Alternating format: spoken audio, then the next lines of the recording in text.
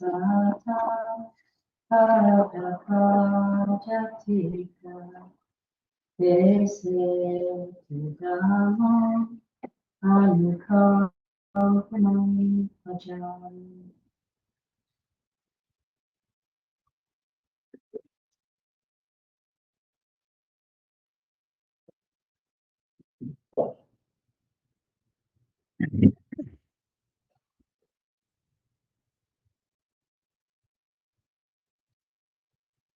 Namo tassa bhagavato arahato samma sambuddhassa.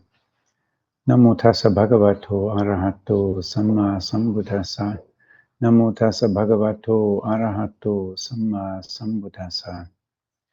Buddhang dhammang sanghang namasami.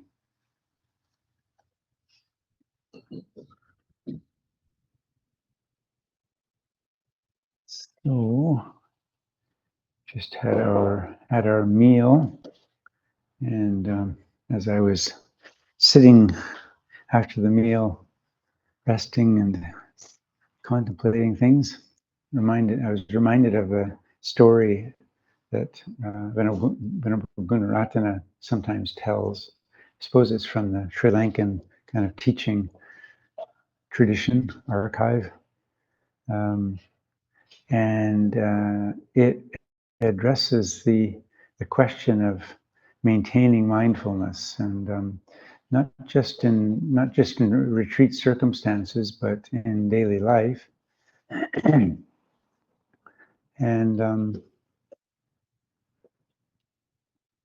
might in some ways respond to the question that most of us have from time to time: how am I doing? And is this getting, is this progressing in some sort of useful way, or that kind of thing?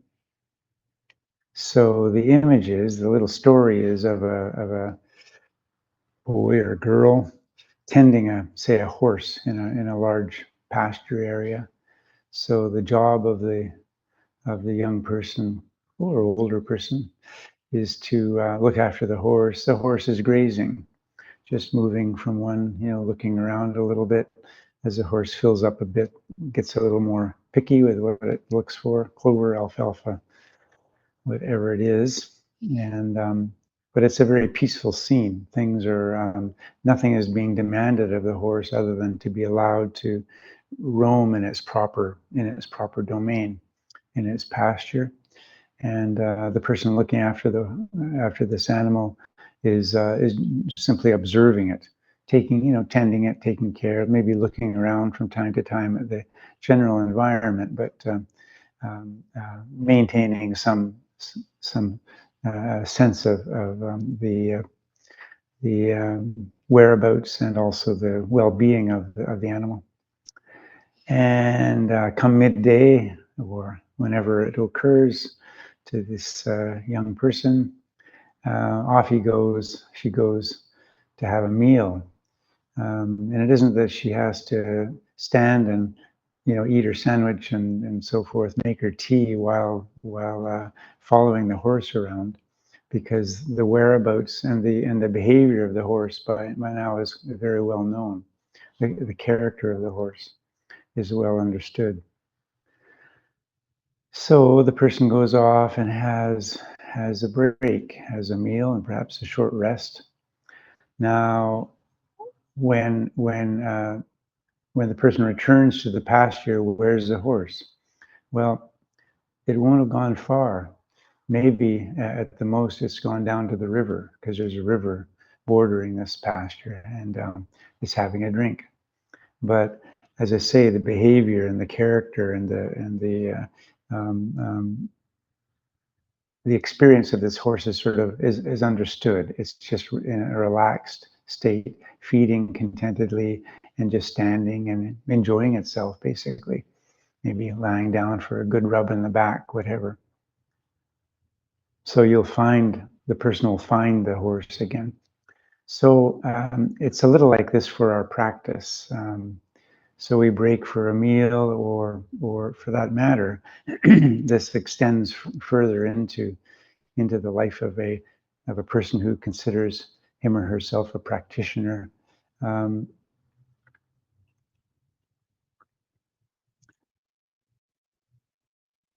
the daily life intrudes. You go to your workplace, or you do whatever you have to do.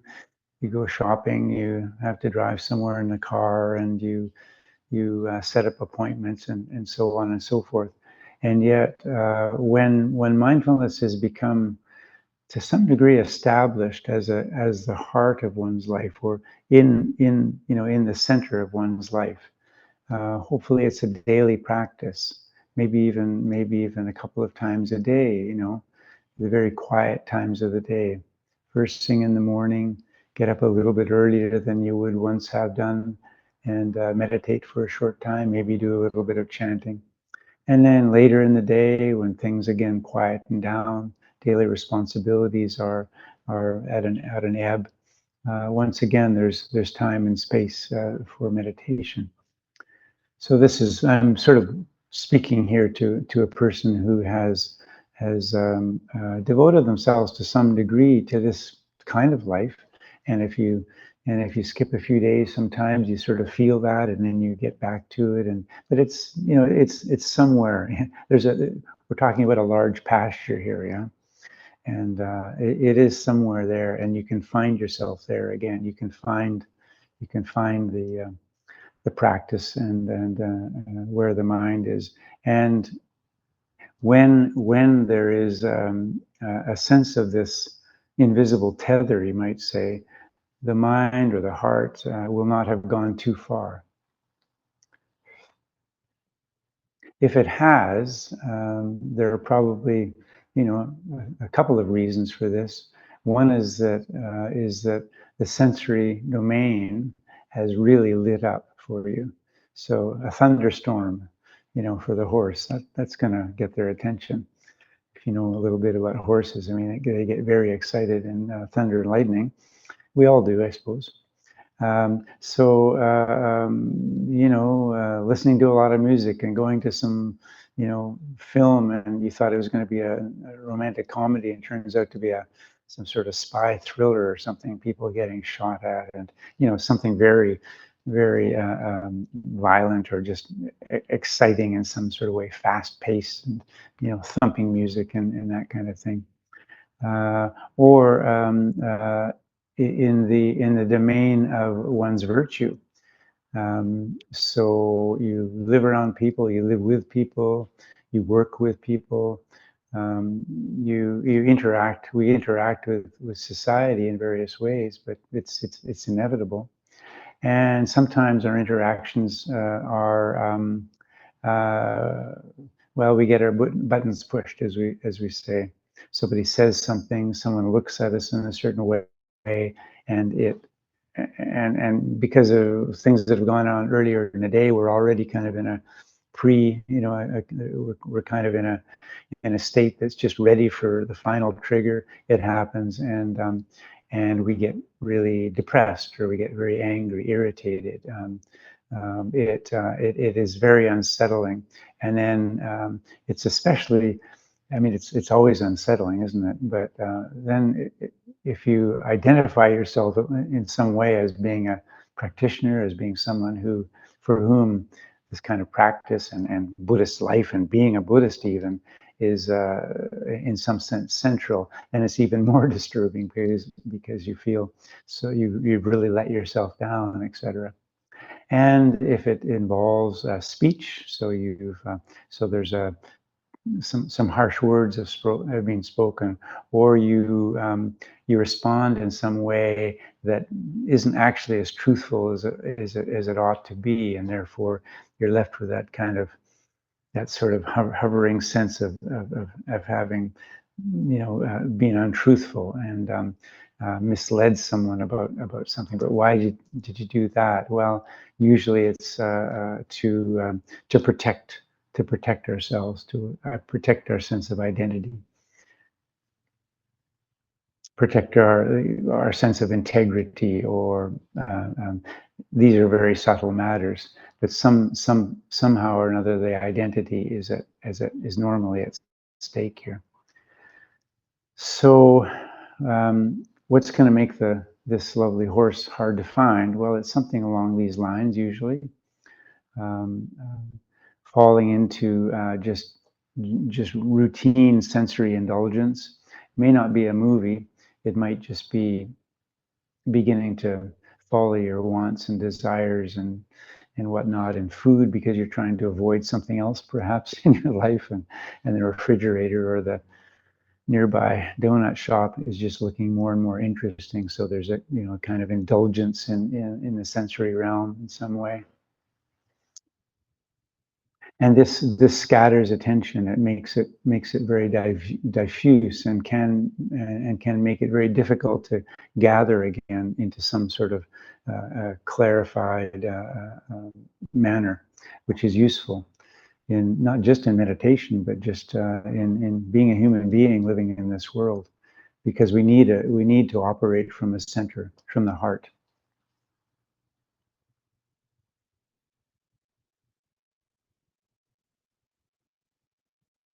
But you might find now, I mean, so we've just had a nice meal, and anumodana for the cooks involved in the preparation and of that. Very lovely. So we've just had a nice meal, and maybe in spite of there being, I think there was a sign about silence, but it's very hard. I mean, it's very easy to need to say something or other, and maybe some of you got into a discussion. Who knows? But we've been walking around, we've been eating and doing this and that, cleaning up, and yet I suspect that owing to the continuity of practice, the kind of momentum, the inertia that has been developing, even just in a simple morning of sitting and walking, that right now, as you sit here, attention is very easy to rein in. It almost naturally. It naturally gathers and coalesces and is once again right here, right now.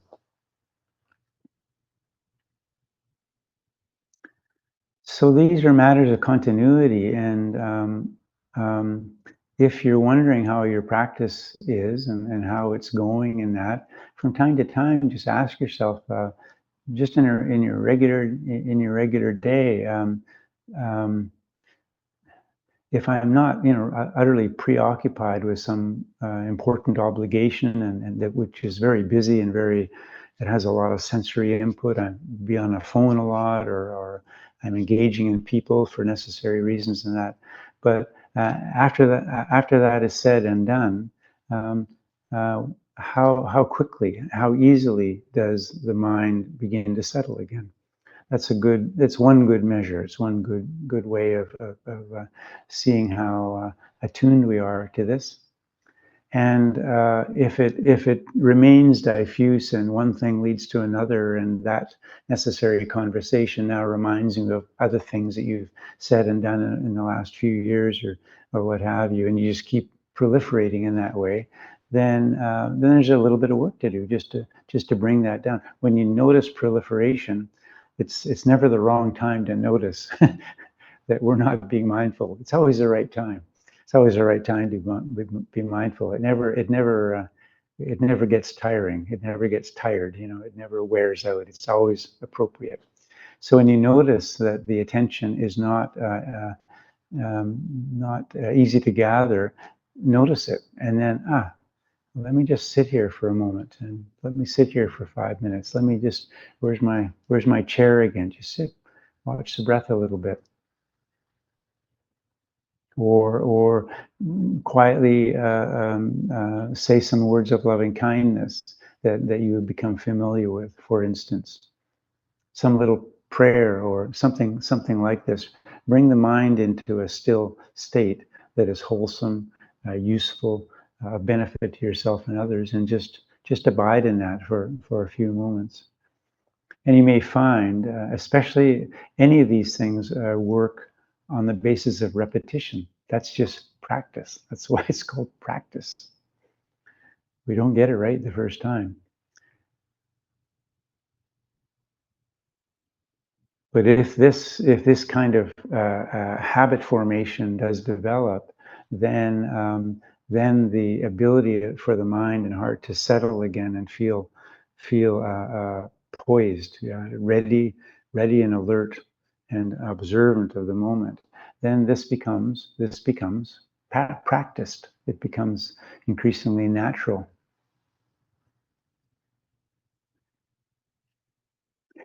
So there's sensory indulgence or simply proliferation and the busyness we engage in and find ourselves in necessarily or unnecessarily. And then there's also the side of virtue, isn't there? Where insofar as we are busy, or even when we're not so busy and we're simply mulling over our past, things that we've done and said, and maybe once again returning to things that have not gone well, and we get angry all over again about what someone said to us or what we said to them, angry at the circumstances that led us to be much less than we usually ought to, we think we ought to be. So virtue is as we always say, is an indispensable foundation for practice, for life. In fact, it's the reason the 5 precepts are so valuable is that in Buddhist terms, at least, they keep us in the human realm. Because if we fall too seriously away from any of these precepts, we are in danger of, in the scheme of things, in danger perhaps of landing up in a kind of unwholesome, a very difficult realm, maybe in an animal realm or something of this kind, where confusion reigns, or anger, or mere survival, or what have you, is the predominant influence of the mind. So the precepts are just very important at that level, but virtue, as we said, is indispensable for laying the foundation and providing the basis for our continued spiritual growth.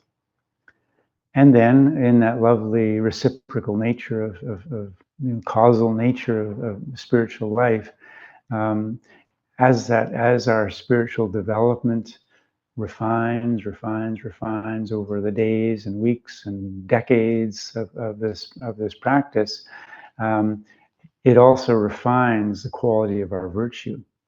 Yeah.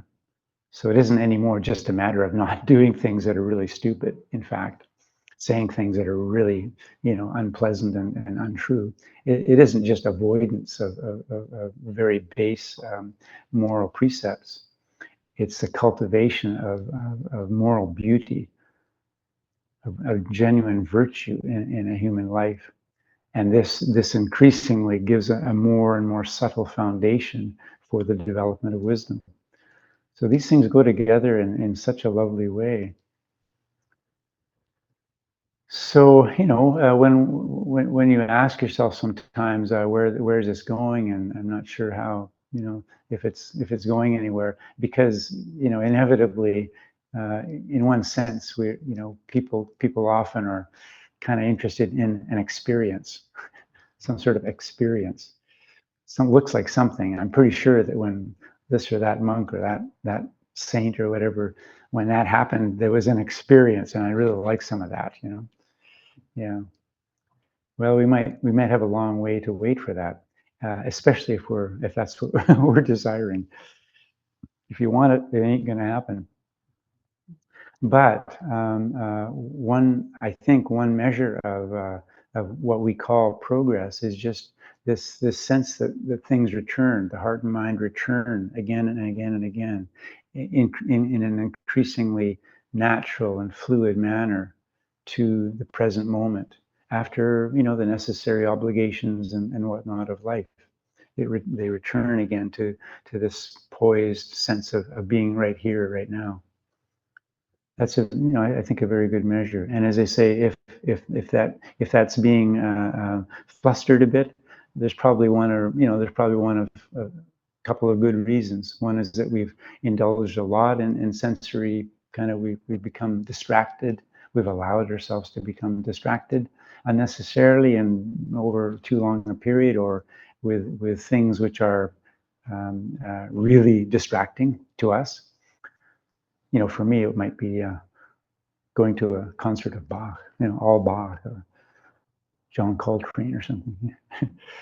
For someone else, it's going to be something else.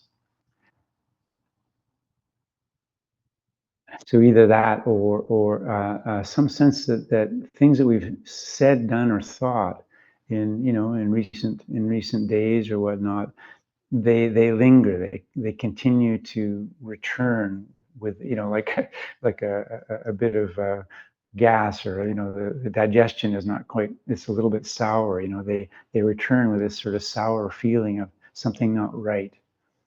Um, so the virtue needs to be looked at. And with compassion for ourselves, we need to reflect perhaps on things that just happened. Why do I keep thinking about that time I was on the phone with my brother or something? And oh yeah, I wasn't maybe fully present for him. But I think maybe he had something he really needed to say, and I was just distracted, and now I kind of feel badly about that because I don't talk to my brother very much. Maybe you have some little thing like that. I mean, that's not a hugely onerous kind of lapse in virtue, but even something like that can leave a sort of residue that can be attended to. And then when you decide, yeah, I can do something about that. I can call him back or something like that. I can write him a nice email, something. Then there's a way, actually, in that sort of case, to address it. So sensory involvement and virtue, these are a couple of things to just pay attention to. We all live in this world, and we're interacting with others, and these are things which can intrude on our lives in ways which are noticeable, especially noticeable to a person who has come over time, the last couple of years, the last couple of decades or more, who has come over time to treasure and to rejoice in what it is that mindfulness brings to life.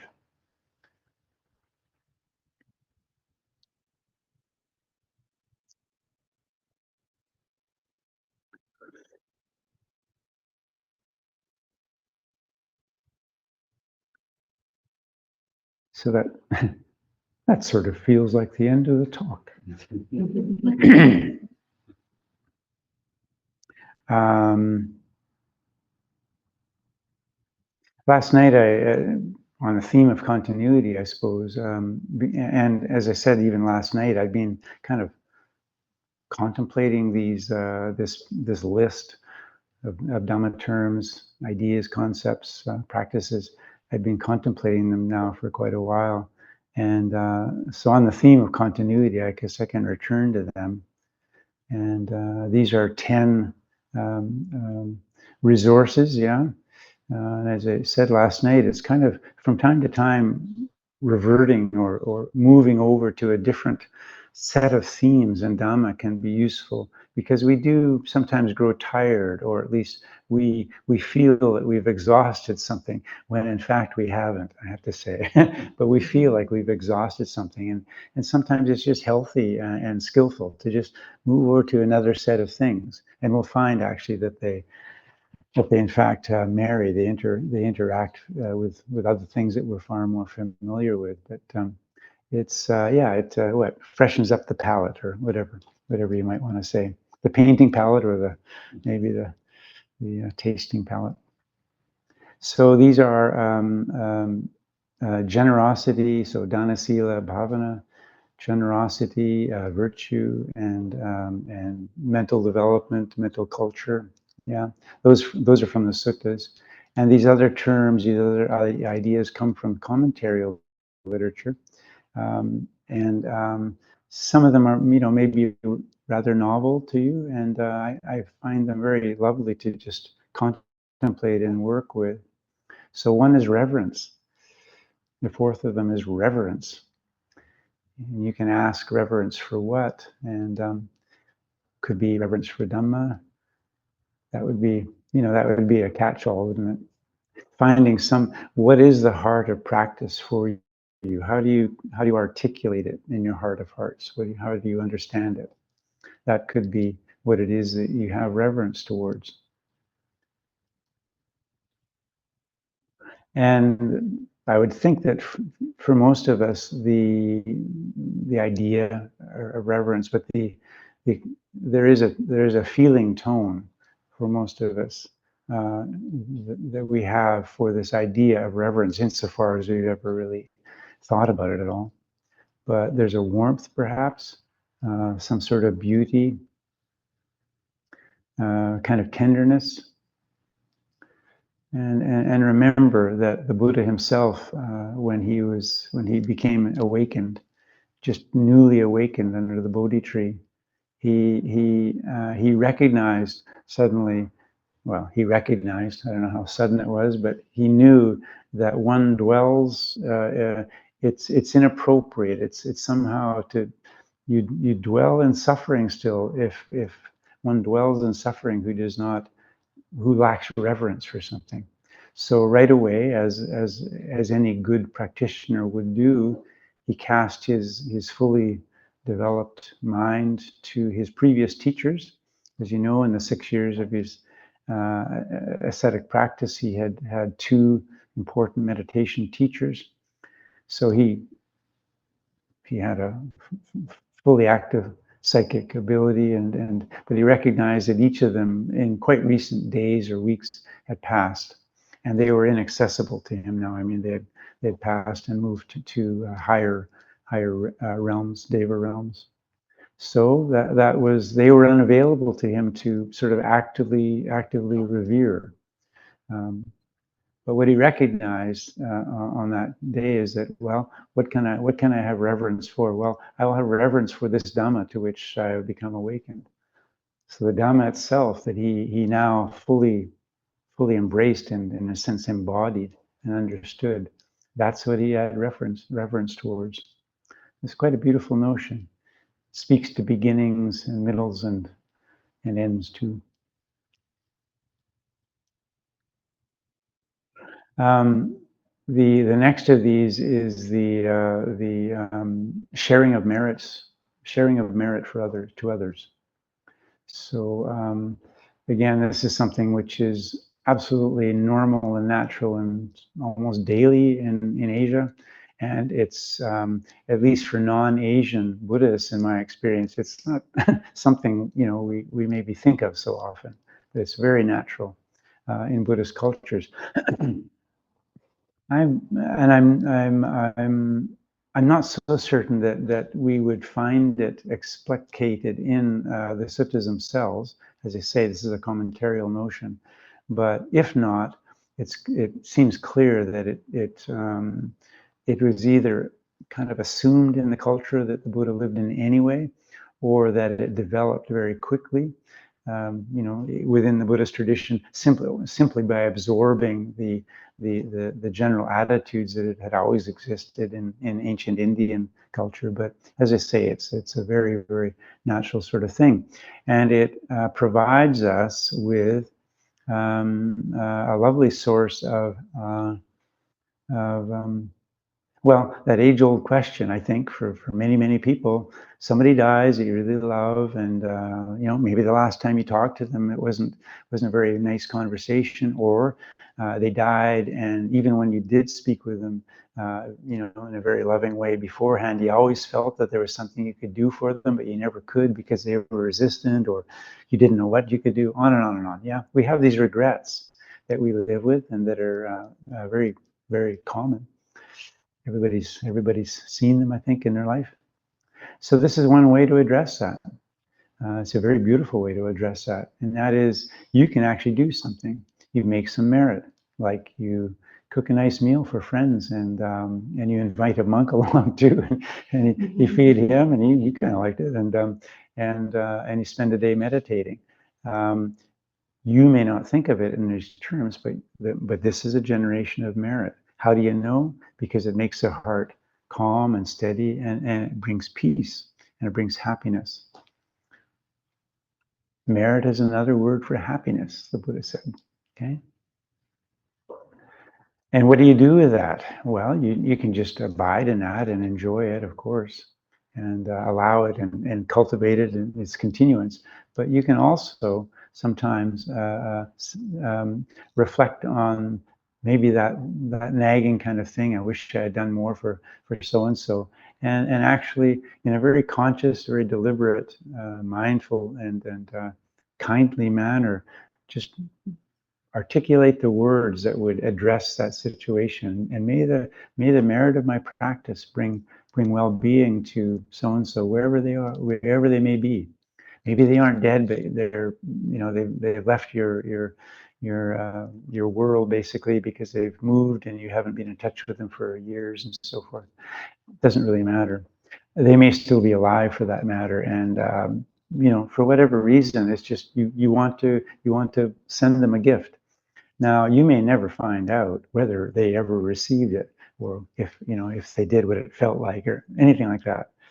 People, I'm sure, who have that kind of tendency will they'll write down the time, and then later, kind of on the sly, phone their friend. Say last Tuesday, did you feel anything kind of in the evening?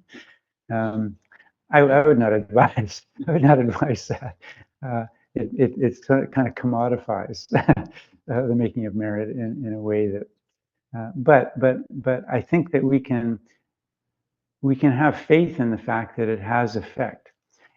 And even if we don't know where, say, someone that we know who has passed on, if we don't actually know where they might be residing now, and even if they are in a place where they can't receive this, we will receive the benefit.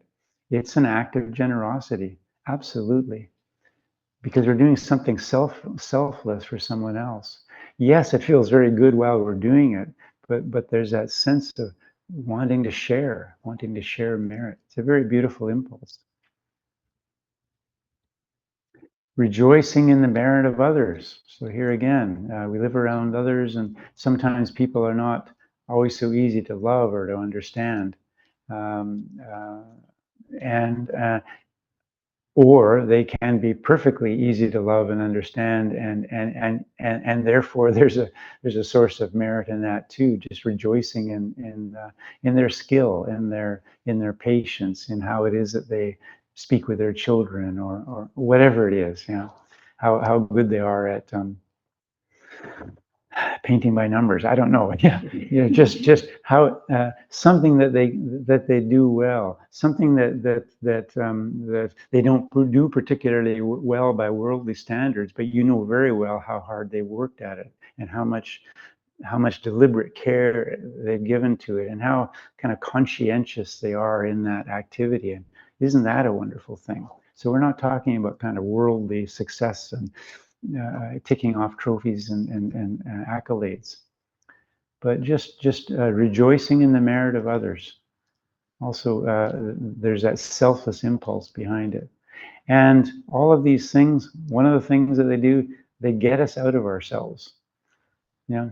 They get us out of our concern for ourselves. How am I doing? Is my practice going well?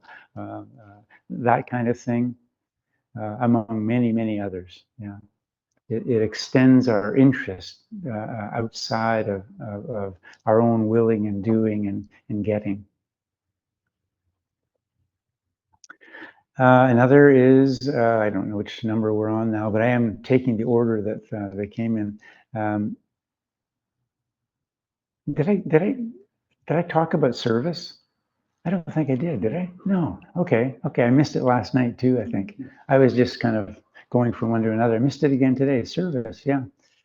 So we have all kinds of evidence for that. And it follows in this theme of selflessness, of being interested in the well-being of others. Some activity, some social activity.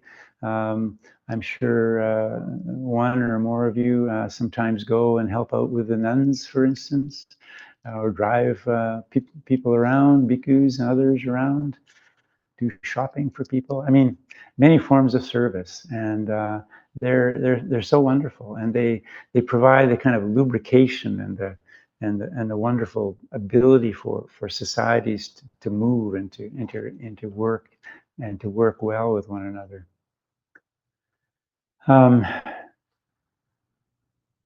brings me back to the cooking today, and the people who actually, is it twice a month that you do this?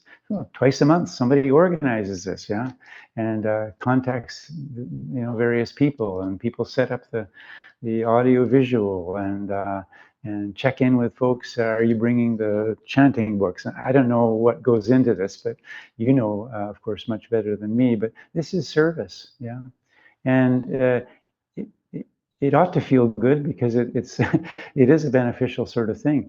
No doubt, in most avenues of service that people are engaged in, there are sometimes little political things that happen. People have different views and opinions about how you know um, um, whether you serve the water to the monk with a napkin on the top or not. I mean, all kinds of little minutiae can come up, of course, because we're human beings. Uh, right, I forgot about that. We're human beings, but still, there's something very beautiful in just wanting to contribute, to this or that group, yeah, to this or that person, this neighbor, this little girl, or whatever it is. Very, very lovely. So there's teaching Dhamma. This is one of these foundations for meritorious action. The Punya Kiriyavatu, foundations for meritorious action. So teaching Dhamma is one. Sharing Dhamma. I mean, not everybody is called to give a Dhamma talk, for instance, but we do share Dhamma quite often. And it is to be done sensitively because its value is unique in the world, and it is a genuine treasure. And so, because we're human beings, and because pride and all kinds of things can take, and because identity and how well I know this or that sutta or this or that list, whatever. I mean, look at this, look at me, 10 things, and I'm remembering them all, almost in the right order. We do funny things with Dhamma, just as we do with everything else. We make it a source of ambition in that. So one needs to be careful. And for bhikkhus, for instance, time and place, these are very important. Were you asked? Or is, you're with a friend, and clearly there's a moment of sharing and trust and so forth. And this can be very appropriate. And I'm sure you've all experienced the value of just making some observation which touches on a theme of Dhamma. Is very meritorious. Listening to Dhamma. So most of you have probably read some or maybe many suttas, and you'll know with a sense of, it's almost a puzzle sometimes. You'll know of many suttas, especially in the early period of the Buddha's dispensation, when groups of people, lay people, monks, nuns, whomever, kings, queens, whoever, they're listening to him talk, and they become awakened to some stage of awakening during the talk. They aren't in jhana, they aren't, the way I've heard this sort of described is that the mind sort of comes to a kind of jhanic-like state. I don't know if this is Abhidhammic in nature, and I won't dwell on whether or not that's true and so forth. But obviously something is happening. Their past karma, the Buddha's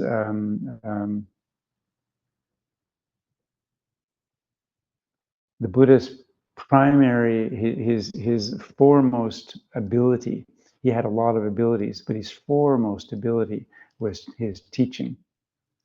And one of the reasons for that is because he knew the audience so thoroughly. That is, part of his Mahakaruna, they say in the mornings, was to sort of cast his mind far and wide and see if there is someone somewhere in the vicinity, didn't have to be too near even, who was actually ready to hear the Dhamma, and who was just on the verge of a form of awakening. And he would go to them. But he could also, of course, if there's 20 or 200 people coming to hear a Dhamma talk in a night, he would suss out the crowd, right? He would know. So obviously, this is very relevant to these scenes, but still, they're just some some mother of three or rice farmer or somebody who's wandered in off the field just at the right time. They sit down, and the Buddha just starts teaching in some systematic way, which is exactly right for that person, and they are listening with full attention. Yeah, it's a very evocative scene. So listening to Dhamma. And the last of them is straightening the view, straightening one's view. Uju pati. Yeah, we chant it all the time. Those who have practiced correctly, practiced straightly, you might say. So uju is this word for straight or correct. So straightening one's view, and in a sense, all of the things that are discussed in this list up until now are part of straightening the view. We are quite often we're not so we're not so sophisticated in thinking causally. So if someone says straighten your view, you start thinking, okay, dun, dun, dun, dun. We're very kind of pedantic, and we get very list oriented, and we want to really set things down in a very concrete way. Straighten your view, would you? It's like straighten up. Come on, sit up straight. It's that we're carrying around our grade 3 teacher on our shoulders again, or one of our parents or siblings or something like that. Straighten up. You bring your shoulders back. No, straightening a view here is just what occurs as the Dhamma infiltrates and is absorbed into one's character. But of course, there can be a conscious development here. You're making something's happening in your world, which is, I seem to be making some sort of mistake. What's going on? Because that happened now twice in the last week, and it shouldn't have. What am I doing? So you're reflective. In other words, bringing your mind back to some situation, some conversation, or so forth, and then kind of bringing it more aligned with Dhamma. Reminding yourself regularly, things change. The body is like this, that dictum from Lumpur Samedo. It's like this. I mean, that never gets old, because it is always just like this. No other way. No other way. And to remind yourself of that is a way of straightening the view, because the whinging mind. I want it. That's not quite right. We're always trying to kind of slide away from the moment, because the mind we want things to be otherwise. It's not quite right. We're not quite enough. That isn't quite what I wanted. That isn't quite correct. That shouldn't be the way it is. Or that's really nice, but I'd like more of it. I need more of it. Whatever it is, that isn't actually being present in the moment, right here and right now. So straightening the view is simply bringing ourselves in alignment once again with the moment. And it can be, of course, returning to the suttas, or returning to one of our favorite Dhamma teachers in book form, or one of the talks that we like to listen to from someone that we trust and who has a way of talking about Dhamma which is particularly evocative for us. Whatever it means, all of these things contribute to it, as does just sitting down and watching the breath and being patient with that sort of struggle, initial or otherwise, of the attention wanting to wander here and there, bringing it gently again and again and again, like a child to the piano stool or what have you, until some sense of presence actually develops for a while. And then how well can we do that? How firm or collected is that in our life now? Well, that's when we come back to what I started out talking about this afternoon with. It does become rather easy, quite often, not always maybe, but rather easy for, after a busy day, for the mind to collect again. I'm back in my home, for instance. And I'll just end with the aspect of what we might call ritual, or things that I'm sitting with my back towards at the moment. But having in your house little reminders, because these too are things which straighten the view.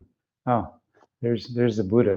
There's that lovely statue of Guan Yin I have, or whatever it is. There's that candle I always light when I'm meditating, or there's something in my room, in my own environment that I've created, which reminds me. Every time I look at it, I can't look at it and just remain in a kind of sour mood. No, it reminds me of peace. It reminds me of something wholesome.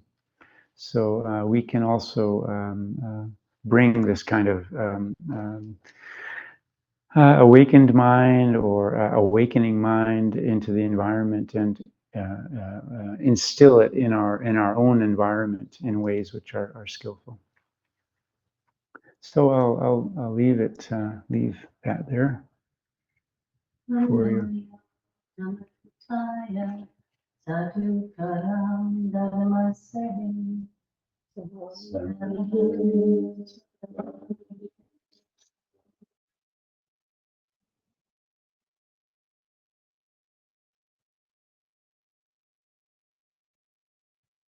So, since I'm the teacher today, we do have time for questions, even if my watch says we don't. What's the point of having a little agency from time to time?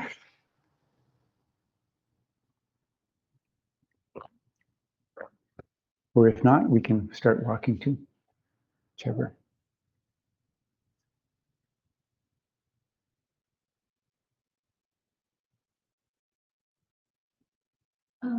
Ajahn, may I ask a question?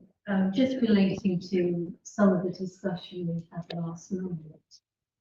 I had asked a question, I had talked about my challenges with my, later injury, concern. Yeah. And somebody else asked, a question around aging, sickness, death, and just the idea of control, came up in your response, and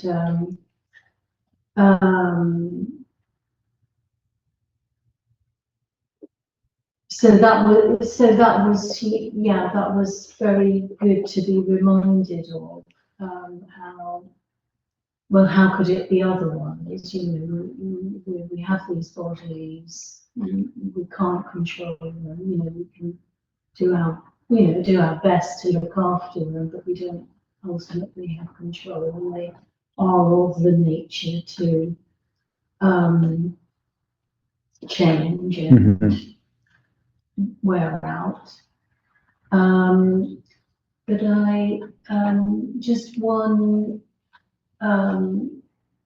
thing that occurred to me was, this sort of being over engaged with the body and the symptoms, and that seems to be a recurring theme for me, where I get very sort of focused in on sort of, and not in a disengaged way, but an attached way. And how we can cultivate that sort of disengagement, where we're just observing the body changing, but we're not necessarily caught up in the outcome, or the how long is this going to go on for, and when am I going to get it seen to, and do you know what I mean? Those sorts of things that might bring more suffering. Yeah, so the question has to do with the body and its changeable nature, and often how the changes that occur, especially, but not always, as we get old, are changes that we don't want. Because when you're a 12-year-old and you want your hair to grow longer, and it finally does, that's a change that you kind of like, But yeah, things are different when when you get old and knees go or organs begin to fail or what have you, and then the relation there with control, because as the woman asked last night, I mean, we do, and in a quite a wholesome sense, if we review our lives, there are elements of control, or at the very least influence we have. Yeah, that's why people go to the gym, and they feel better for it usually, unless they overextend, unless their mindfulness is a little weakened, or their desires are a little bit strong, and they overextend, and they give themselves some lower back pain or what have you. But still, one of the reasons that gyms and bicycles are quite popular is that we do feel better after exercising, and so that's an influence we have over the body, which is healthy and wholesome, and reaps, generally speaking, very good benefits. And then in life in general, people put a lot of effort to whatever, going to university or learning some sort of trade, and put years into it. So there is a kind of control at work there, seemingly. Determinations have been made, and one is applied, one is energies in certain directions, and things have worked out. But underlying all of this, if we're just talking about the body, is this sort of undercurrent, this sometimes eddies and tidal rip tides and whatnot, but the undercurrent of the body. And of course, every one of us goes to sleep every night, and we don't keep our heart going. We don't even know if we keep breathing, but we're pretty sure we do. And I don't know how my digestion works actually. And all those cells, what is it that they do? What did I hear? There's something like 30 trillion cells. Is that just in the brain? Now I've forgotten, but I mean, it wouldn't really matter. It's sort of like astronomical numbers, are there a billion or 100 billion other galaxies? In each of these galaxies, are there 100 billion stars?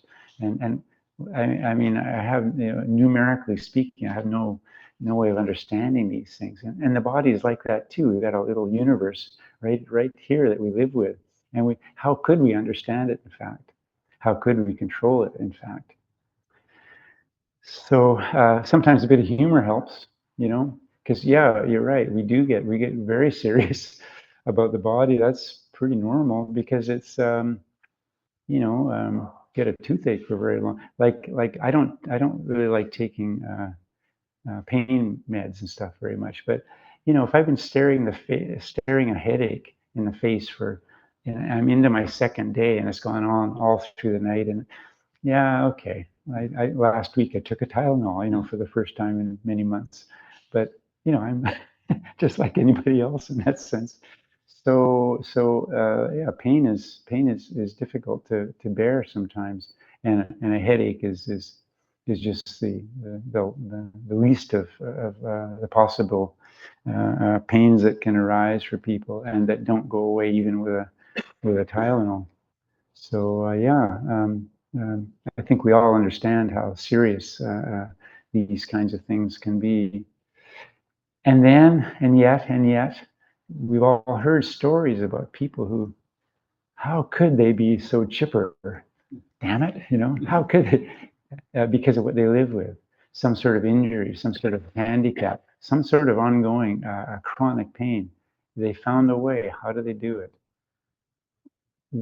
One of the things that comes up again and again is there has to be mindfulness. Yeah.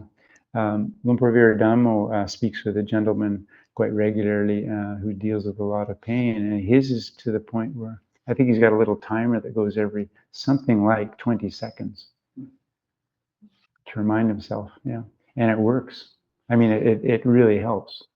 Yeah. Now, I'm not trying to diminish anyone's sense right now of having a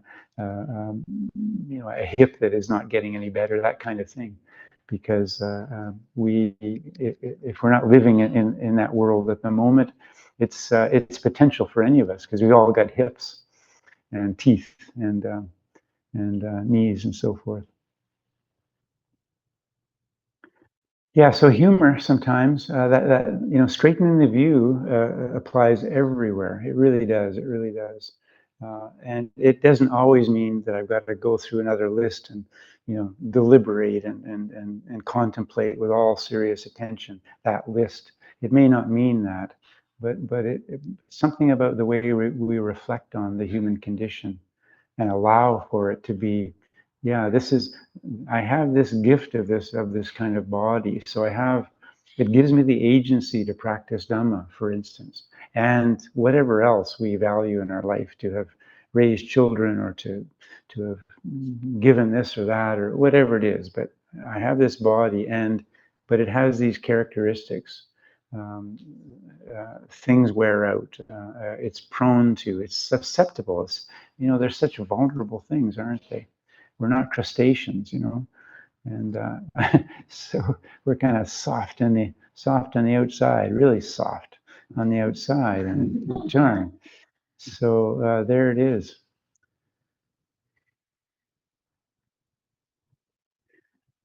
But at some point, it comes down to our mindfulness, the quality of that attention. When the pain arises, and I give attention to it again, what is the quality of that attention?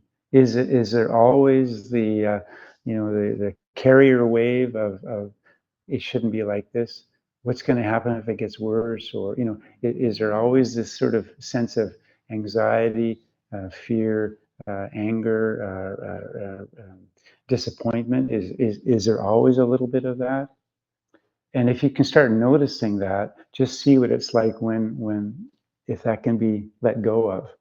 What is it like? Yeah, is pain like this, or is disappointment like this, or is pain like this, or is anger like this? What is going on? And really seeing that with all honesty and clarity. And then seeing if that makes a difference, and how much and when and how often, and just because if a particular ailment continues, and we all know people whose ailments don't go away in any big hurry, we've got a lot to work with, and in a sense we've got a choice, doesn't it? I can either be miserable for the rest of, or I can somehow find a practice in this. Can I do that? Other people have. It doesn't mean that it's going to be easy. Maybe it wasn't for them, but other people have. That's for sure. Can I do it? Can I do it? Yeah, kind of pluck yourself up a little bit. See the and then out of a whole day, it works 3 times. And you're kind of ambitious self says, big deal, 3 times. I'll put that on the fridge. But no, it's worked. It's worked. Something about I found a way to attend to it where it was just it hurts, or there's the pain. It's like this. I really did. I really did see it in those moments. That you can then ask yourself, was that different from the other way of doing it? You'll probably say yes, and that's success. That's success, and it's on that kind of insight, that sort of success, that another day it might be 18 times that it actually works. And we're being numerical about this and so forth, but I think you understand what I mean. So yeah, it's a territory that it's potential for all of us. Not everybody seems to deal much with infirmity and suffering. It seems that some people just have extremely strong constitutions, and then they die. And then well, sadhu, but that's not the case for many or most of us. So.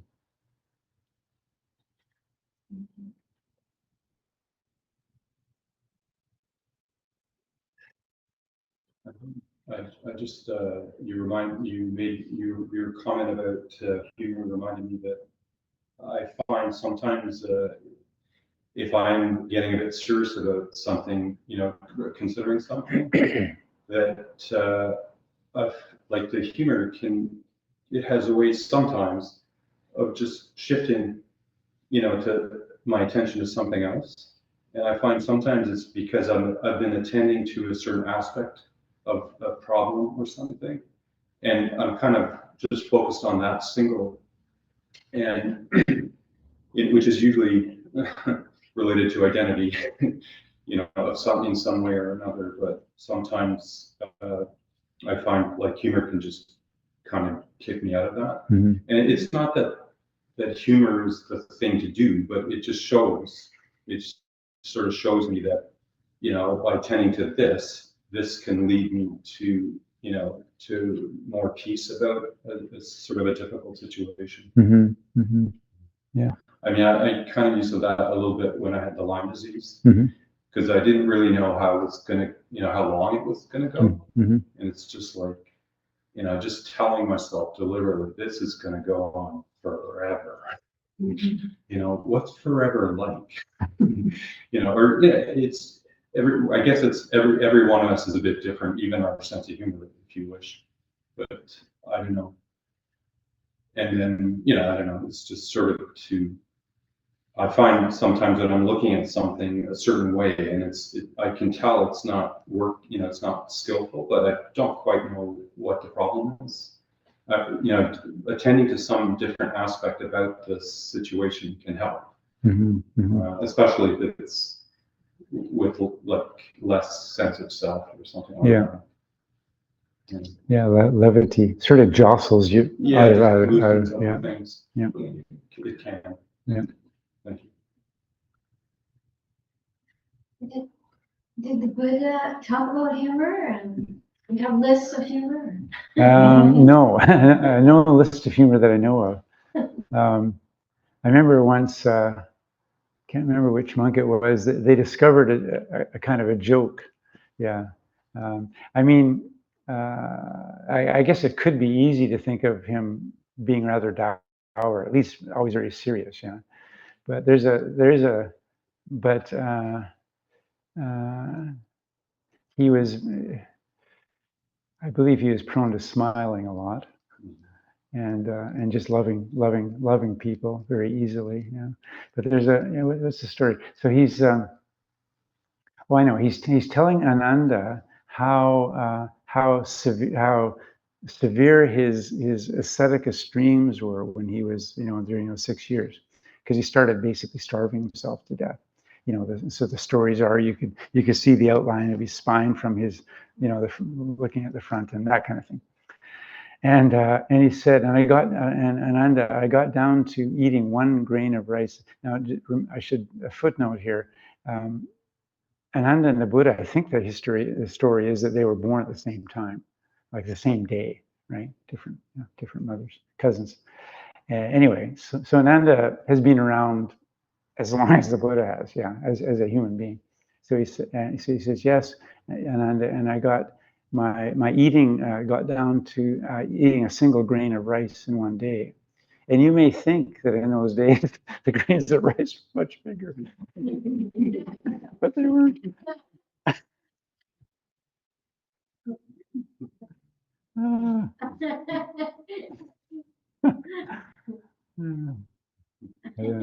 If you heard those stories about those really big grains of rice, I can tell you it wasn't true. Yeah, it's funny, like Ajahn Mun, for instance, the pictures of him, certainly, I think photographs in the 1940s or whatever, you had to sit still for a long time. So they're, very, very dour and look, but also it was not seemly for monks, because getting a photograph in the 1940s in Thailand was, a kind of it's not going to happen very often, and people are spending a lot of money probably to do it.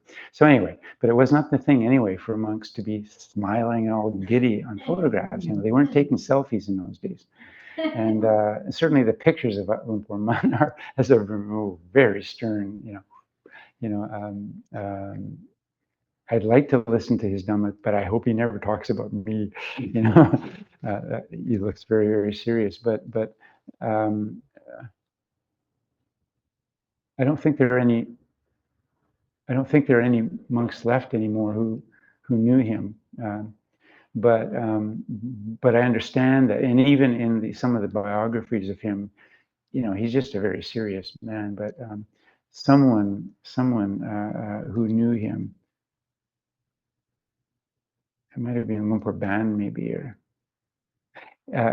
said, what these biographies always miss is just how how he loved to laugh, and he smiled a lot, but he loved to laugh, and yeah, you wouldn't get that from the photographs for sure. So it's probably like that. I don't know that the Buddha is ever recorded as having laughed.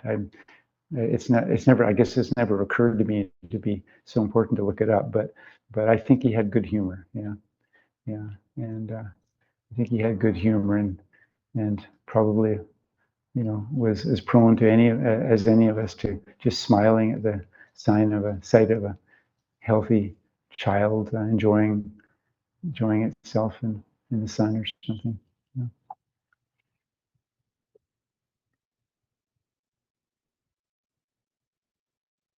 I guess in the end, though, it's difficult to understand, well, it's impossible to comprehend the mind of a being like this if his degree of understanding is as it was, then what does comprise the life world, the mental world, the heart world of someone like the Buddha? It's because they have looked so thoroughly at life and human nature and character and everything in between, so thoroughly. I mean, they've just right down to the final instance, and it's yeah, it's a little bit unfathomable, and maybe that's always going to be the way it is for us until we wise up ourselves.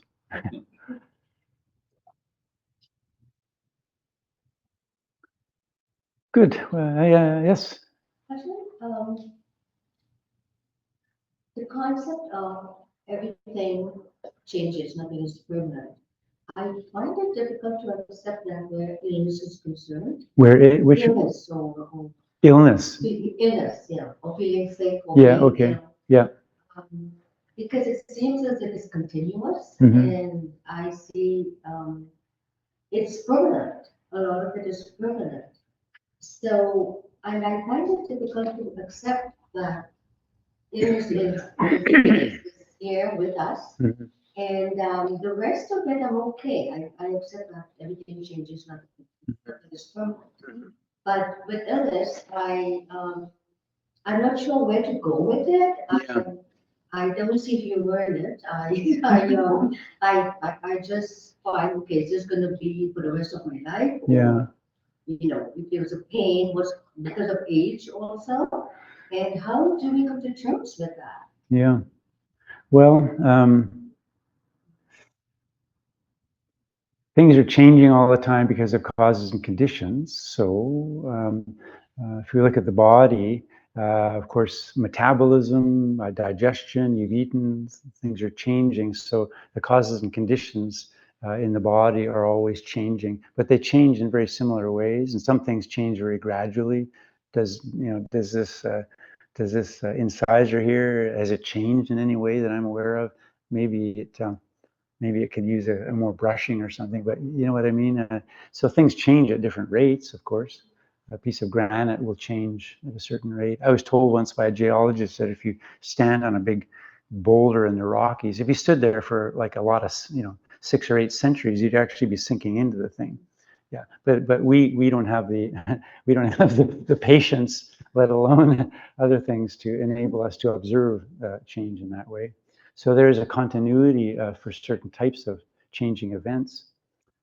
Some things probably happen so quickly, but so quickly in such a patterned manner that they don't seem to have changed, even though in fact they're changing at a kind of atomic level. So there's that. But as far as pain goes, yeah,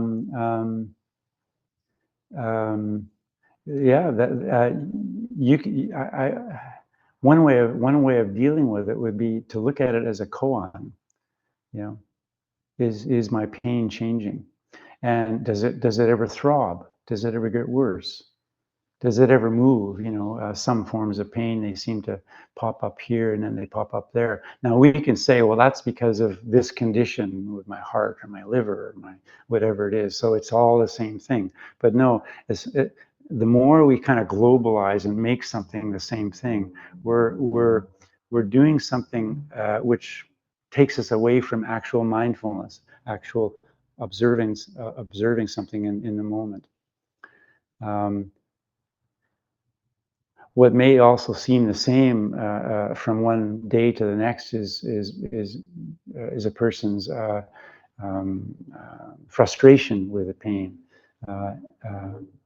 worry about it, fear of it, anger with it, or something like that. Every time it comes up, there's that same thing. Whenever a pattern of sameness occurs in the mind, in my experience, it's more the mind than actually what's occurring. We're not observing things as they are at a careful enough level. And I mean, sometimes what's working against our ability to sit with the breath and really be mindful is the pain, because it's obtruding. It's always in the way. Yeah, it's always in the way, and therefore making it the koan, or making it, when you feel able, and maybe the sitting posture isn't the best, maybe lying down is more comfortable, or standing or something like that, but find the very best way to observe pain, and just give yourself 5 minutes, you know, just make yourself as comfortable as you can possibly be, yeah? And maybe even begin with some sort of skillful way of bringing your heart to a state of loving kindness, yeah. And I freely acknowledge, you know, I just wish it wasn't like this. I really do. I really wish that I could be without this pain, because it's frustrating, it's confusing. I don't know if, you know, how long could a person, you know, live in this kind of, whatever it is, but be very cognizant of what it is your state is.